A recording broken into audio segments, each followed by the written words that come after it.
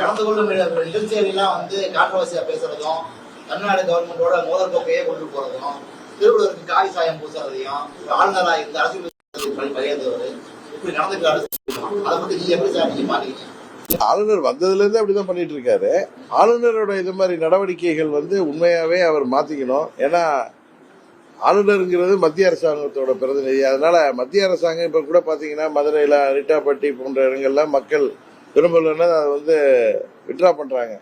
இது போன்று தமிழ்நாட்டில் மக்களுக்கு தேவையான திட்டங்களை கொடுக்குறப்ப இது மாதிரி கவர்னர் இது போன்ற செயல்பாடு அது வந்து அவர்களுக்கு அவப்பெயரை தான் உருவாக்குது. அதனால கவர்னர் செயல்பாட்டை அவர்கள் வந்து இது போன்ற தேவையில்லாத அரசியல்வாதி மாதிரி செயல்பாடை மத்திய அரசு அவருக்கு அறிவுரை வழங்கும். மத்திய பிஜேபி அரசு வந்து நியமிச்ச அந்த ஆளுநரை திரும்ப பெறதுக்கு ஆதரிக்கிறீங்க?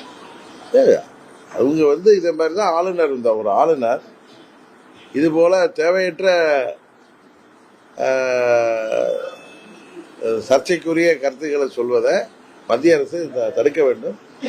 அவர் அதுல சரியா வரலன்னா அவங்களுக்கு அதிகாரம் இருக்கு அவரை விட்ரா பண்றதுக்கு. அதையும் ஏன்னா அவங்க நலன்ல அது செய்யணும்.